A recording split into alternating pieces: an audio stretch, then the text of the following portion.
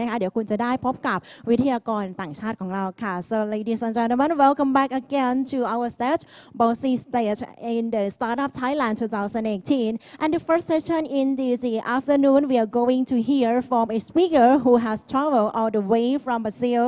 And today we are privileged to have with us co-founder and CEO of Novare.vc Brazil, and who will be giving us valuable information on what policy Brazil are using and how to support the startup, agri and food tech. And about our topic today, lean startup analytics for agri and food tech. So please welcome on the stage Mr. Filipe Costa. ขอเสียงปรบมือต้อนรับค่ะ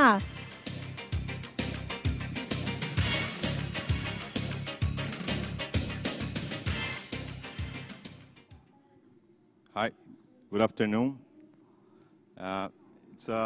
First of all, it's an absolute pleasure for me to be visiting Thailand, my first visit to Asia.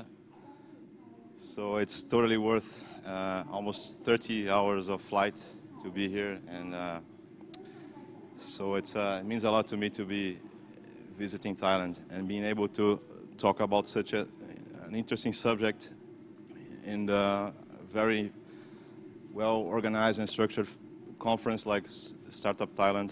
And so thank you, everyone, and the organizers. My name is Filipe. I'm founder at Novare.vc. Today I'll be speaking a little bit about the process of measuring, validation, and all the steps to build an idea into a startup. And also I'll be entering, in the case of Brazil, for agro and food tech, right? But before I start, I would like to just tell a little bit about my story. And I graduated in business administration in 2005. When I got out of college, finally, I entered the innovation consulting firm, knowledge management and innovation projects for all types of industries, from financial, insurance, auto parts, to obviously some food. For instance, Syngenta is an agro company. I helped to develop a corporate venture structure there. And Sadia, which later became BRF, one of the biggest players in the chicken production, pork, in the world. They export to all over the world. And basically, I helped build a innovation program there. And after I left the consulting business, I entered an IT company called Automatos. It was funded by Ideasnet, big VC in Brazil, and Intel Capital. But my job there was to actually help to develop new business models for the technologies that we were growing inside the company, and looking for financial models for new technologies, and just helping to innovate and generate spin-offs or new companies and new ventures from that experience. One of them was Intencho, which we got a funding from the same investor from Automatos, Ideasnet. We got a seed funding for a kickstart. And it was the spin-off that I was a co-founder. And that was my first experience on the entrepreneur side, right? So I got out of the corporate and investment side, went to found my own company, and really it was a completely different experience to be on the other side. Basically what we were doing, it was a very early stage into social media, and we were helping e-commerce to enter social media, and bringing also social experience into in-store experience, the digital experience inside the retail stores. Working with e-commerce affiliates, digital agencies, brands, and so on. In 2011, I also started to help other entrepreneurs and sharing a bit of my experience, with failures and successes, and helping them to create their own companies. One of them that I highlight here is a company called Açaí. I don't know if you heard about this fruit from Brazil. Anyone here has heard about açaí? It's a very powerful fruit that has antioxidant properties. They sell it in powder, pills, but the product that we really like in Brazil and the company did is a kind of an ice cream, you know, very flavored. And we actually developed the first zero sugar açaí, and helped to innovate the chain, the value chain of from producing, you know, from independent producers to the retail stores that were selling it. So we kind of put branding into the whole process and digitalized. So quite different from the traditional industry way of doing business in açaí. Then I started to participate in some programs. For instance, Inovativa is a program run by the Brazilian government, a very important program that has helped hundreds of companies to get off the PPT, get off the idea, and basically acquiring customers, growing, and finding investors. It's a very valuable work that they have done, and with a lot of success. Then I joined many different programs for mentoring. For instance, Lean Startup Machine, Startup Weekend, Founder Institute. And another project that I have been on, and that is about the agro-food, is a project that helps cooperatives, you know, small producers to get together into cooperatives and selling to the government. So we have some specific laws that will facilitate this, you know, when they get together, form a association and a cooperative, and they have some special benefits to sell to cities and states. And so I participated on this and actually learned quite a lot doing this. But what I have learned most of all in my experience is that information is crucial. You know, you have a lot of things that you need into an innovation ecosystem for startups to grow and investors to, you know, being able to find good entrepreneurs and good projects. And the basic thing that I really found the lack of it when I was experienced is information. So when you're at one side of the investor or the corporate, it's hard to find the good ideas and the good entrepreneurs. And when you're on the other side and you have your startup, it's quite difficult to find the venture capital, find the investor, and actually know how to proceed and how to present and what are their expectations and what is the whole process. So I kind of learned the hard way in an ecosystem which was very immature, I could say, very new, you know, and it's getting a lot of maturity as we go now. And that's why I decided to build my new project, which is Novare there, since 2015. And it's actually a product, it's a software that helps investors and startups to basically meet and professionalize all the relationships since the beginning, right? Since the origination to the investment decisions and later on tracking all the data. So basically what we have is a software multi-platform. It's a software that has two types of users. One of them is the investor, which basically has all the consolidated information from different startups, which have a profile for feeding the information, either manually or automatically pulling from different APIs of different management softwares. And like I just said, the investor will have a pipeline management tool and be able to monitor all the consolidated information, and the startup will be able to use their profile to search investors and reporting results to their current investors. Basically, a startup can raise investment and report using our software, and the investor can match with the right startups to their investment thesis and monitor their investments using a centralized tool, and it's free for both of them as they progress and they enter more into the transactional features of the software, then obviously there is a fee for them to pay. I'm going to talk a little bit about the process, because we learned a lot doing this, from failing to looking for investors and making a lot of mistakes. We learned a lot on how to actually build a startup from thin air, right? So we began by validating the problem, talking to a very important player, which is Startup Farm, one of the pioneers accelerators in Brazil. So we really opened a very wide dialogue with them to actually see what their problem was, and if the idea would actually have,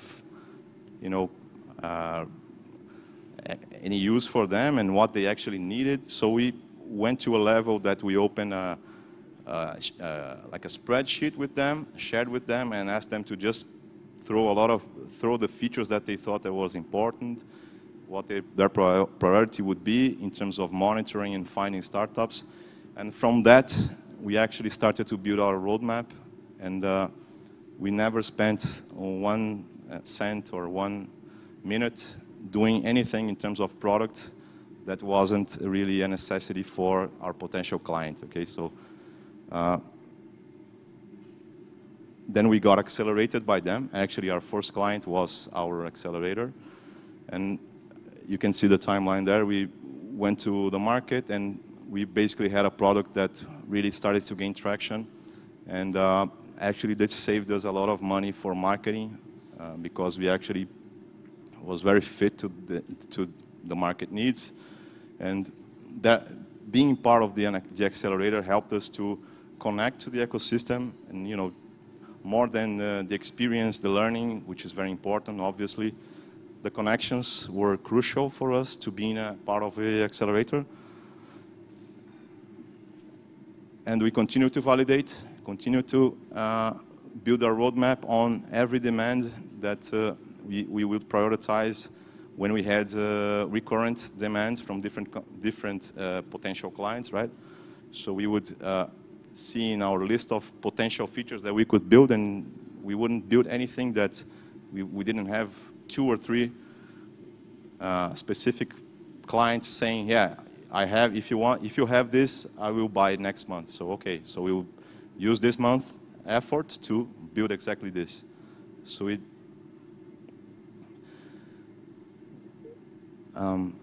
we launched our first call, which is, I will talk more about the product. You will see what it is. But Startup Brazil is like a funding program from the government as well that funds accelerators, and then through the accelerators they fund startups.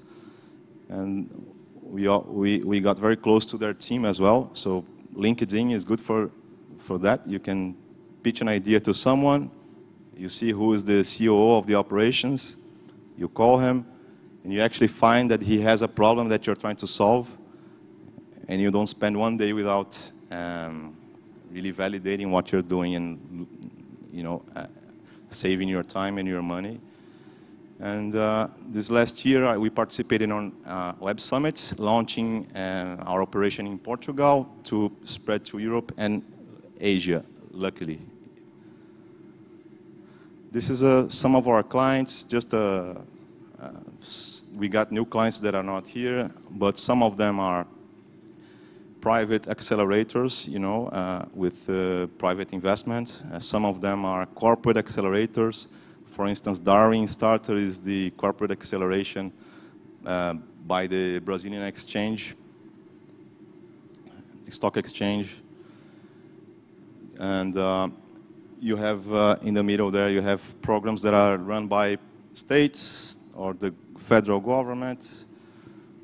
And you have crowdfunding, equity crowdfunding, using our software to raise more governance into their investments and showing their investees a way to report business. And also some startups which use our software to report to their own investors and prospect new investments. This is our own profile, like an inception of Novare into Novare. This is how we are prospecting and reporting as well. Just an example, how you can customize your dashboard.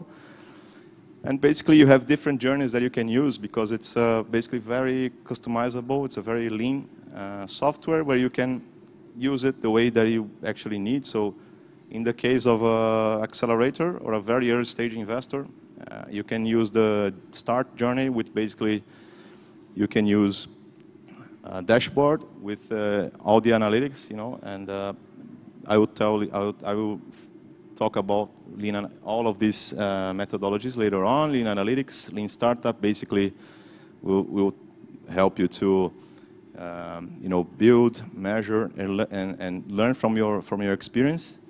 And the customer development process, which will help you to quantify every stage, divide what you're doing into stages, and then having different metrics.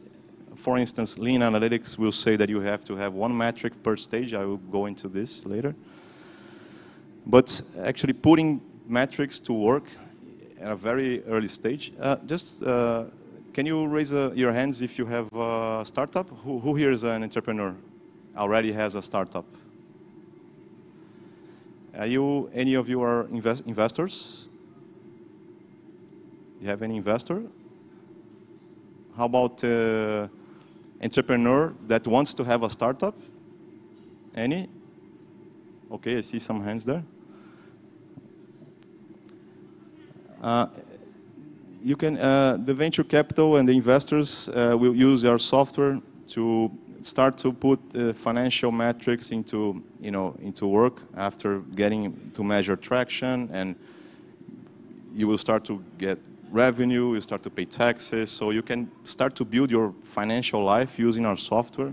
So throughout the stages, you can use our software, and actually the investor has the option to customize the metrics that they want to hear from the investees. So it's kind of a way to engage from early on since the origination. Also, corporates can use it to find startups that match their needs in terms of innovation challenges, using metrics to measure if this relationship will, create a new pilot or a new technology. So it's important to measure that too. And if they are going to invest, if they have a corporate venture, they can use it to centralize all the decisions, as any other venture capital. And also, there's a feature that allows any investor to create a call, so they can create a form and receive applications, and running the evaluations with external evaluators with different criteria, and also managing all the origination process, so you can customize that pipeline structure there, and actually drag the companies from stage to stage, kind of like a CRM, a regular pipeline software, but totally designed for the deal flow process, okay? We validated that we have actually investors using, for instance, Pipedrive, Salesforce for this process, but it's actually over complexity for their case because it's built for sales, not really for deal flow. So we kind of started to put all of the, the needs throughout the deal flow process, and we validated each step, and we built the new features and launched it, and so on. This is a new product that we're going to build, which is going to be basically a benchmark of information for, startups to compare themselves to the market. So just to refresh your memory a little bit, this is the lean startup process, right? Very famous book, globally accepted, and a very good way to, like they say, fail fast and fail cheap. I wish you don't fail, but do it fast and cheap if you're going to do it. Don't waste money and don't waste your time. And just putting a simple process, which basically is, getting an idea to work, learning about it, and then coding, measuring the results, gathering data, learning again, and continuously doing this process, which I very much suggest you to use it and read the book. And very nice book it's a very nice tool for you to have when you're accelerating a company or starting your own company. It's very important to use this methodology. Customer development, again, they break the the process of validation into all those steps, from discovery to validation, going back again and pivoting your model, creating premise, and actually looking for a problem to solve. And then from then on, you have a step to create and build a company. The lean analytics process basically will break also the process of the growth process of a company into these 5 steps. And they will recommend you to use one metric that matters for each step. So in the book, they say, don't waste your time, trying to measure how much money you're making when you haven't validated, so specifically if at each stage, for instance, empathy, you should use the metric of users to see if people are accessing your website or you're downloading your app, your hot site or whatever. Stickiness, if you're getting new customers, if they're getting engaging to your product. Next step, if it's viral and if people are just giving up on it, that they're actually active users. And then, obviously, measuring your revenue and your scale process. And in our software, we do this matching with the other methodology that I showed you before, which is the customer development method by Steve Blank, and also being able to continually use the lean startup process. So this is all built in our product. This is all methodologies by those authors down there, but they were being used by the Startup Brazil program, and we find them very useful and decided to put this embedded into the software. So the software is quite flexible, but we suggest that people use this process, and it's getting quite a lot of traction from Brazilian startups. Why is that so important? There's a study from CB Insights saying that the biggest reason why most startups fail, and the statistic is like 10% of them will succeed and the rest will fail. That's a statistic by VCs. But the main reason for failure is no market need. So people are very much into their own heads, and they spend too much time creating their premise, their business model they think is perfect, but they don't actually solve a problem for anyone. So that's why I think it's so important to actually learn those methodologies and being able to identify. They will give you tips of how interviewing and how making a research in an active way, and not a very academic way, and a way to produce something, right? Together with your customer or your potential customer, and break those steps and measure every step. It'll potentially make it easier and faster for you. As you know, the VC, the early stage investment, is a very hard business, so there's not much liquidity into the investments. And like I said, only 1 in each 10 invested company will actually give them, the investor, a great exit. So this is just a statistic by CB Insights as well. And once the company gets funding or decides to get funding and really needs it to grow, they will really need to go very hard into this, because the VCs will actually expose you to a theory. This is just one theory of growth, right? Which is you have to grow by triple in the first 2 years, and then the other 3 years you have to grow at double your revenue. This is the case for a SaaS company, which is our business model. I don't know if it's your business model, but it's just a basic assumption for growth into companies. So if you're starting a company and looking for investment, you should be aware that that's going to be a lot of pressure from the investors. In Brazil, I will talk a little bit about VCs in Brazil before I enter the agro, okay? But there's actually the idea that I want to pass for you is that Brazil is an opportunity both for investors and startups in these agro and food tech sectors.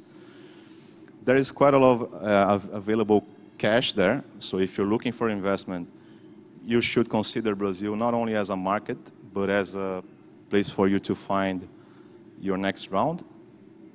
And this is the investment cycle, right? The curve that you have in Brazil. We have more than 300 incubators, about 40 or 50 accelerators, 5,000 people that invest in business, which we call angels, right? Then we have about 50 venture capital and 100 private equity.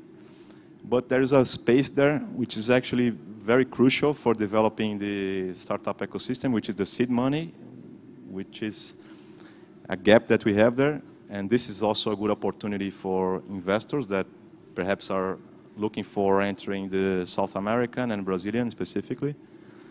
So this is like a gap that we have. And now I just entering the agro and food tech market. I'll talk about a little bit about the challenges that we have, you know, that we all face. So we have about more than 1 billion tons of food waste per year, which is a third of all the food that we produce. It just goes to trash. Or, we will have about 10 billion people in 2050. Only 40% of the land will be available for cultivation. And we already use 70% of fresh water for agriculture. And currently we have 1 billion people employed in agriculture. So it's a very relevant challenge that we have, especially with global warming and so on. And it's a very relevant market for investment, you know, for early stage investment, because as you can see, about almost $900 million for venture capital goes into ag tech, and that has grown 4 times from the last 3 years. So it's a very exponential growth in terms of volume of funding. That's it. And but only 1%, and that represents only 1% of VC, okay, in 2017. So it's a good opportunity. There's a lot of space to grow into the venture capital market. And talking about Brazil, we are facing a lot of problems. I guess some of the problems you face as well, which is some of them are due to climate, but we are among the largest producer of grains and meat in the world, one of the 10 most food wasting nations in the world, with a lot of starving, but that's happening. The biggest multinationals in the world are present in Brazil. Some of them have corporate programs, and due to the climate change, we may lose a lot of production in terms of agro production. The industry represents about 20% of our GDP, okay? So it's quite big. Majority is run by micro, small, and medium companies, producers and sellers. About 20% of the revenue goes to exports, but there's a big internal market, as you can see, divided there by 60% of retail and 30% of food service, which restaurants and so on. It's concentrated in the Southeast region, which is actually where I live, São Paulo, as you can see there, 50% of the companies and 40% of the employees. Kind of have to hurry here. But we do face a lot of specific gaps, and I hope that you can help us to solve, right, with your startups and your talents, which is to find information, you know, about products, the quality, volume, location, position small producers, weather forecasts, qualifying labor, control plagues and diseases, unify grade classification, integrate supply chains, enhance productivity, and reduce waste. And the opportunity is actually in IT. I truly believe that good ideas and using artificial intelligence, robotics, automation, big data, sensor devices, blockchain, will actually help us to solve all those gaps and bring food to the table of everyone, right? And help the producers to actually have a good business. And when you look at a map done by CB Insights, for instance, some of the most innovative companies of agtech, startup companies, are actually Brazilian. I select a few of them there. If I have time, I will I'll show you some cases. And we have a good development in our ecosystem. I can tell, if you have doubts, I'll be sitting here and I can provide you more information or contacts from those corporate ventures and those innovation hubs or some of those startups. Some of them are ran by accelerators in our platform. We can put you in contact with them. This is to show that we have a high concentration of rounds. Now in 2018, we have had many round A's for some of those companies that I just pointed out there. And good opportunity for you entrepreneurs looking for Brazil as a good opportunity. I hope I had the competence to convince you, okay? If not, you can talk to me and we can give you more information about this. And this is a screenshot from CB, from Crunchbase, sorry, for this SP Ventures, a very prominent VC in Brazil. And you can see that their last rounds were all basically into the agro sector. As you can see, they're selected there. Just a few of them are not, a fintech called Moneto and the other one. But most of their rounds are into the agro and food sector. And here I have some examples from our partners. This is a very innovative company that's basically creates drones with high quality imaging for monitoring crops. That's a farm management software run by another accelerator, which is our partner, helping small to medium producers to have more information into their crops. This is a very interesting solution, which basically they're plugging e-procurement, a solution for retail and other business to find producers and connect and send orders, send their demands, and producers will receive it through WhatsApp, and they can answer if they have the offer to, connecting small producers to the market. This is organic farming, just received a round from this Swiss fund, so they're also investing in organic farming, for example. This is a company that created a process, a deep technology that helps to reduce almost like 98% the need for water for planting potatoes, and they won an award and went to the Hello Tomorrow Global Summit in Paris to represent Brazil, and actually very innovative. They have the help from Carrefour. I forgot to put that logo there.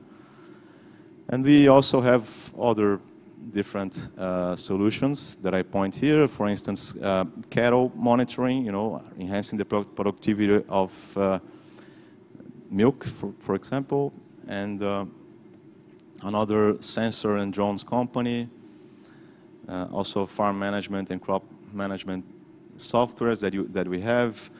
This is Agro Marketplace, which basically helps